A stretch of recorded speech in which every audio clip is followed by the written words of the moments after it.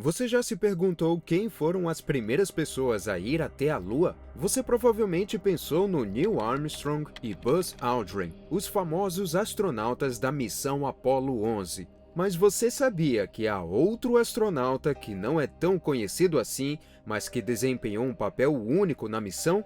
Bom, agora ele apareceu para compartilhar alguns segredos intrigantes sobre a missão Apollo 11 à Lua. Quem é esse astronauta e quais eventos arrepiantes aconteceram em sua jornada até o lado escuro da Lua? Junte-se a nós enquanto exploramos as misteriosas revelações que estão por vir. Mas antes de começarmos, deixa eu te apresentar o fone AlphaPod Pro. Muito leve e confortável, ele possui graves profundos e agudos nítidos graças à sua tecnologia Turbo Bass. Com ele você pode escutar 7 horas de música sem precisar recarregá-lo, e é totalmente à prova d'água. Ele também funciona como um power bank para carregar seu celular. Esse fone, sem dúvidas, é a melhor opção para quem procura uma experiência de áudio premium. Peça já o seu na loja Cloud Importados usando o nosso cupom Realidade10 e ganhe um super desconto. O link está na descrição. Nos registros históricos, a voz do comandante Neil Armstrong ressoou enquanto ele colocava o pé na superfície da Lua, tendo ao seu lado o astronauta Buzz Aldrin. No entanto, nas sombras estava o astronauta Michael Collins, frequentemente ignorado, mas crucial. Collins, o terceiro astronauta da Apollo 11, estava no controle do módulo de comando na órbita da Lua, uma parte vital para o sucesso da missão. Lá em 1962, os Estados Unidos lançaram o programa Apollo com um objetivo cativante, que era realizar a meta nacional planejada pelo presidente John F. Kennedy em 25 de maio de 1961. Esse objetivo audacioso não era nada menos do que pousar humanos na Lua e garantir seu retorno seguro à Terra. O projeto Apollo, dirigido pela NASA, englobou uma sequência de etapas minuciosamente planejadas. Essas fases abrangeram desde voos suborbitais e orbitais até manobras de acoplamento, simulações de órbita lunar e pouso, além de atividades extraveiculares. O auge do programa Apollo foi a marcante missão Apollo 11, que decolou em 16 de julho de 1969. O lançamento ocorreu no Centro Espacial Kennedy, na Flórida, Estados Unidos, e a espaçonave era composta por 3 elementos principais. Primeiramente, o foguete Saturn V, uma nave colossal, gerou o impulso necessário para propelir a espaçonave Apollo além da atmosfera terrestre e para o espaço. O segundo, que é o módulo de comando, chamado de Columbia, serviu como alojamento, centro de controle e veículo de reentrada para os 3 astronautas. Collins foi quem pilotou o módulo de comando, que permaneceu firme em sua órbita ao redor da Lua. E por último, o módulo lunar, chamado de Eagle, foi projetado para se separar do módulo de comando e levar Armstrong e Aldrin até a superfície lunar. Enquanto isso, Collins manteve sua posição dentro do módulo de comando, o Columbia, completamente sozinho. E naquele dia inesquecível, 20 de julho de 1969, o Eagle pousou suavemente na paisagem lunar, capturando a atenção de milhões ao redor do mundo. Nesse dia, o mundo assistiu Neil Armstrong se tornar o primeiro humano a pisar na Lua, uma marca única seguida por Buzz Aldrin. Ao longo de 2 horas e meia, eles realizaram experimentos, coletaram amostras e imortalizaram sua presença por meio de fotografias. Este foi um capítulo icônico na história da humanidade. Após passarem um total de 21 horas na superfície lunar, o módulo lunar decolou e se reuniu ao módulo de comando. Em seguida, os astronautas embarcaram em sua jornada de volta, com o módulo de comando reentrando na atmosfera terrestre e pousando em segurança no Oceano Pacífico em 24 de julho de 1969. A missão bem-sucedida da Apollo 11 é um marco notável na exploração do espaço por seres humanos. Os nomes dos astronautas são lembrados até hoje por essa conquista incrível. Agora vamos voltar nossa atenção para o pouco lembrado Michael Collins, um homem de muitos méritos, cuja jornada abrange uma carreira distinta que se estende por papéis como piloto, piloto de testes, astronauta e general. Nascido em 1930 em Roma, na Itália, Collins veio de uma família com raízes militares. Seu caminho educacional o levou à escola St. Albans, em Washington, onde suas paixões pela aviação e astronomia afloraram.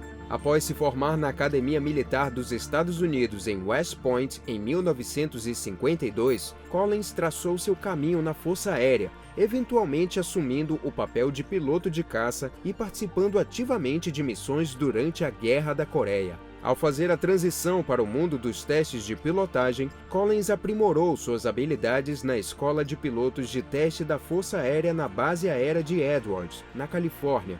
Suas tarefas incluíam testar uma variedade de aeronaves, de caças a bombardeiros, solidificando sua habilidade no domínio da aviação. Em 1963, a trajetória da vida de Collins passou por uma grande mudança quando ele foi escolhido pela NASA como membro do terceiro grupo de astronautas, ao lado de seu futuro companheiro de equipe na Apollo 11, Buzz Aldrin. Seu treinamento rigoroso abrangeu os programas Gemini e Apollo, plataformas projetadas para concretizar os objetivos de voos orbitais tripulados e o eventual pouso lunar. Collins fez sua primeira viagem espacial em 1966, desempenhando o papel de piloto na Gemini 10 ao lado de John Young. Essa missão envolveu manobras de encontro e 2 caminhadas espaciais realizadas com maestria por Collins. Sua carreira teve uma reviravolta quando ele foi escalado como piloto reserva do módulo de comando para Apollo 8. No entanto, uma cirurgia para um problema na sua coluna temporariamente interrompeu seus planos, exigindo um período de recuperação. Esse contratempo reformulou seu destino, redirecionando-o para Apollo 11. Foi nesse momento que Collins assumiu o papel de piloto do módulo de comando, enquanto seus colegas Neil Armstrong e Buzz Aldrin executaram sua lendária descida lunar. Portanto, como astronauta cujas contribuições foram predominantemente nos bastidores, qual era exatamente o papel de Collins durante a missão Apollo 11? Como piloto do módulo de comando, seu papel era gerenciar e manter o módulo Columbia atuando como a nave-mãe para o módulo lunar. Enquanto Armstrong e Aldrin embarcavam em sua histórica exploração lunar, Collins permanecia em órbita lunar, controlando o módulo de comando. Seu papel na missão era fundamental. Para começar, Collins supervisionava o procedimento de desacoplamento, um momento crucial em que o módulo lunar, carregando Armstrong e Aldrin, se separava do módulo de comando Columbia. Qualquer erro aqui poderia ter consequências graves, colocando em risco tanto a segurança da tripulação quanto o sucesso da missão. Uma vez que o módulo lunar partia para a superfície da Lua, Collins estava sozinho no Columbia. Muitas vezes descrita como uma fase de isolamento, mas raramente tranquila. Suas responsabilidades eram grandes: monitorar sistemas, manter contato com o controle da missão e se preparar para os iminentes encontros e manobras de acoplamento com o módulo lunar após sua partida lunar. As partes mais complicadas e exigentes eram o segmento de encontro e o acoplamento. Collins precisava calcular e executar uma sequência de manobras muito complicadas. Um erro de cálculo poderia ter deixado Armstrong e Aldrin em órbita lunar para sempre. Enquanto Columbia orbitava a Lua, Collins documentava a sua superfície, fornecendo dados inestimáveis para a compreensão científica. No meio de suas obrigações técnicas estava um aspecto muitas vezes ignorado. Ele carregava um grande fardo psicológico. Ele servia como o pivô da missão, o elo entre a Terra e os exploradores lunares. Sua posição única de responsabilidade significava que ele teria que retornar sozinho caso algo desse errado na superfície lunar. No entanto, Collins cumpriu sua obrigação com uma tranquilidade notável. Calmo e focado, ele manteve uma linha aberta com o controle da missão, cumprindo metodicamente suas tarefas. Os esforços de Collins contribuíram para a injeção translunar, uma manobra crítica para deixar a órbita lunar e retornar para casa. Apesar de tudo isso, Michael Collins é frequentemente mencionado apenas como o piloto do Columbia. Mas como foi sua experiência e como ela o influenciou? Enquanto o módulo lunar com Neil Armstrong e Buzz Aldrin descia em direção à superfície da Lua, Collins permanecia dentro do módulo de comando. Seu tempo em órbita lunar ultrapassou 21 horas, com aproximadamente 48 minutos de cada órbita imersos em um silêncio de rádio no lado escuro da Lua. Neste momento, em particular, ele é lembrado como o homem mais solitário da história. Porém, Collins percebeu essa fase como um momento de tranquilidade e solitude, em vez de isolamento. Você pode estar curioso sobre o motivo pelo qual Collins experimentou esse apagão de rádio de 48 minutos durante cada órbita lunar. A razão principal por trás desse apagão foi a capacidade da Lua de obstruir os sinais de rádio. As ondas de rádio são uma forma de radiação eletromagnética que pode viajar pelo espaço, mas também podem ser bloqueadas ou absorvidas por objetos sólidos, como planetas e luas. Isso torna a comunicação nessa região um desafio. Para colocar isso em perspectiva, há vários fatores que contribuem para a complexidade de explorar o lado escuro da Lua, mas 3 delas se destacam. A primeira gira em torno da ausência de comunicação direta com a Terra. As ondas de rádio, essenciais para transmitir dados e comandos entre espaçonaves e estações terrestres, têm dificuldade em penetrar o núcleo sólido da Lua. Consequentemente, qualquer nave ou rover no lado escuro fica sem contato com a Terra por metade de sua órbita, equivalente a 48 minutos, uma situação que Collins enfrentou. Isso requer um satélite de retransmissão para a comunicação, aumentando as complexidades e os custos operacionais. Além disso, qualquer rover no lado escuro deve operar autonomamente, sem intervenção humana. O segundo fator diz respeito à paisagem acidentada e ao ambiente exigente no lado distante. Com uma crosta mais densa, elevações mais altas, crateras maiores e atividade vulcânica reduzida em comparação com o lado próximo, o lado escuro da Lua também apresenta menos mares, aquelas planícies escuras cobertas de lava predominantes no lado próximo. Embora as razões para essas distinções permaneçam parcialmente sem explicação, elas podem estar ligadas à história inicial da Lua e à sua assimetria peculiar.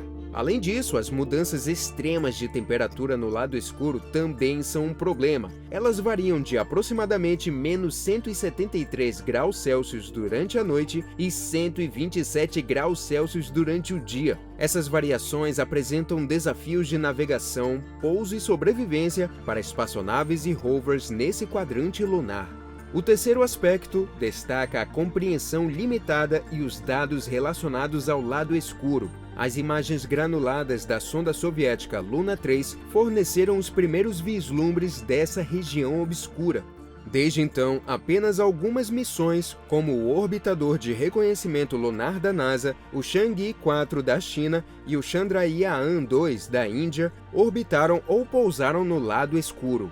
Em contraste com o lado próximo amplamente mapeado e amostrado, incluindo 6 pousos da Apollo, o lado escuro permanece envolto em territórios e mistérios desconhecidos. No entanto, apesar desses desafios, os pesquisadores persistem em sua exploração do lado escuro devido aos benefícios e incentivos associados. Entre essas vantagens está o potencial para obter dados sobre a origem, evolução, estrutura interna e composição da Lua, um local repleto de histórias não contadas que imploram por exploração. Agora, voltando nosso foco para Collins, enquanto ele fazia sua órbita atrás da Lua, ele entrou em uma zona sem transmissores e receptores conectados à Terra, o que o deixou incapaz de conversar com o controle da missão ou qualquer pessoa da Terra. Essa configuração era única para Collins, marcando-o como o primeiro humano a fazer uma viagem sozinho para o lado escuro da Lua. Uma cena bem diferente ocorreu quando a tripulação da Apollo 8 andou pelo lado escuro em 1968, mas eles estavam todos a bordo da mesma espaçonave. Lembre-se também de que o módulo lunar Eagle da Apollo 11 pousou na face mais próxima da Lua, mantendo sempre seu olhar na Terra e mantendo contato de rádio contínuo. Mas Collins teve que esperar até que conseguisse surgir de trás da Lua para retomar o contato com seus colegas de tripulação e com a Terra, devido ao fato de que o lado escuro da Lua não transmite sinais de rádio. Isso significa que ele estava livre de qualquer interferência de frequência de rádio gerada pela atividade humana na Terra, como transmissões de TV e rádio, sinais de comunicação ou outras formas de ruído eletromagnético. Isto o torna um local ideal para a radioastronomia, pois pode detectar sinais fracos do Sol ou de outros lugares que, de outra forma, seriam abafados pelas frequências da Terra. No entanto, a experiência de Collins não foi de isolamento ou tédio, muito pelo contrário. No meio dessa solidão lunar, ele apreciava a visão da Terra e da Lua, mergulhando em atividades focadas enquanto mantinha seu humor e curiosidade. Em suas próprias palavras, Collins relatou a ausência de solidão. Orbitando a Lua, Collins teve acesso a uma visão que poucos testemunham, o lado escuro da Lua, uma paisagem áspera e cheia de crateras, oculta da vista da Terra. Conforme ele fazia sua órbita, o surgimento da Terra no horizonte lunar, apelidado de Nascer da Terra, foi de tirar o fôlego. Essa perspectiva singular despertou sentimentos de conexão e humildade, uma realização de que a Terra era apenas um minúsculo ponto azul na vastidão cósmica. Essa perspectiva, conhecida como o efeito perspectiva, mudou profundamente a visão de Collins, transformando sua percepção sobre a importância da Terra no universo. Essa experiência o levou a lidar com questões profundas, reformulando sua visão de mundo. Em sua autobiografia, O Fogo Sagrado, a jornada de um astronauta, Collins refletiu sobre o significado do universo e nosso lugar dentro dele. Sua jornada fortaleceu sua crença em um universo intencional e ordenado, fomentando uma perspectiva espiritual. No entanto, ser o homem mais solitário não era um fardo para Collins. Pelo contrário, era uma honra. Essa experiência influenciou seus valores, direcionando-o para a defesa do meio ambiente. Após sua passagem pela NASA, ele conseguiu a permissão do presidente Nixon para se tornar o diretor do Museu Nacional do Ar e Espaço, onde defendeu a conservação da Terra, esforçando-se para despertar a responsabilidade da humanidade para com o nosso planeta. O tempo de Collins em solidão lunar atestou sua coragem e resiliência. Seu foco inabalável em meio à responsabilidade e ao risco testemunhou seu caráter. No entanto, em meio às suas horas sozinho, um segredo aterrorizante assolava Collins. O pavor de um cenário aterrorizante que poderia estragar a missão para sempre e pesar sobre sua alma. Este era o medo assustador que Armstrong e Aldrin pudessem não retornar da superfície lunar. Enquanto inúmeras pessoas ao redor do mundo comemoravam o pouso na Lua, Collins já estava envolvido no próximo desafio, a partida do módulo lunar da superfície da Lua. À medida que ele iniciava o encontro com o módulo de comando, o sucesso da missão e as vidas de Armstrong e Aldrin dependiam do funcionamento preciso do motor de ascensão do módulo lunar. Ao contrário de outros sistemas cruciais a bordo da Apollo 11, não havia um motor reserva para ele. Ele deveria operar sem falhas, ou seus companheiros poderiam ficar presos na Lua para sempre. Collins confidenciou sua apreensão a um grupo seleto antes da missão, rotulando-o de seu terror secreto. Cuidadosamente, ele vasculhou protocolos de encontro e dos sistemas, executando simulações mentais de quais ações ele poderia precisar tomar caso o plano desse errado. A gravidade desse medo pressionou fortemente. Collins reconheceu que, em caso de catástrofe, seria convocado para retornar à Terra sozinho, e isso o aterrorizava. Ele carregaria a memória de seus colegas presos, suas aspirações lunares se transformando em isolamento lunar eterno. Esse temor aumentou com a realização de que ele carregaria a responsabilidade de divulgar esse fracasso trágico para o mundo. A tarefa de enfrentar as famílias de Armstrong e Aldrin, transmitindo as notícias devastadoras e, posteriormente, divulgando-as aos inúmeros apoiadores que haviam aplaudido os audaciosos astronautas, tudo isso estava sobre seus ombros. No entanto, apesar da magnitude desse terror, Collins não paralisou. Em vez disso, ele o canalizou para suas obrigações, empregando precisão, dedicação e tenacidade para garantir o triunfo da missão. Assim, em vez de prejudicá-lo, seu medo funcionou como uma força maior. Em meio ao seu tormento secreto, Collins manteve profissionalismo e determinação, visíveis em suas ações na missão, abordagem meticulosa e prontidão para qualquer contingência. Enquanto lutava contra seus demônios internos, Collins projetava uma aura de confiança e serenidade. Seu comportamento sereno oferecia tranquilidade à equipe, ao controle da missão e aos colegas astronautas. À medida que a história se desenrola, o cenário tão temido nunca se concretizou. O motor de ascensão do módulo lunar funcionou perfeitamente, facilitando o retorno seguro de seus colegas e o encontro impecável com Collins no módulo de comando. Assim, a missão Apollo 11 ressoou como um sucesso triunfante. Contudo, a sombra do temor oculto de Collins confere uma dimensão delicada a esse episódio histórico. Este medo oculto mostra o aspecto humano da exploração espacial, sublinhando as batalhas emocionais e psicológicas travadas pelos astronautas fora dos holofotes, os demônios pessoais enfrentados enquanto saltam em nome da humanidade. Sem dúvida, o terror secreto de Michael Collins é parte integrante da sua narrativa da Apollo 11. Esse medo impulsionou suas preparações meticulosas e compostura, revelando as complexas batalhas emocionais enfrentadas pelos astronautas em suas vidas pessoais, destacando sua dedicação à busca monumental da exploração espacial. Agora queremos saber, você é daqueles que não acredita que os humanos já tenham pisado na Lua? Ou você tem certeza que isso já aconteceu e com certeza vai acontecer novamente em breve? Deixe nos comentários a sua opinião e até o próximo vídeo.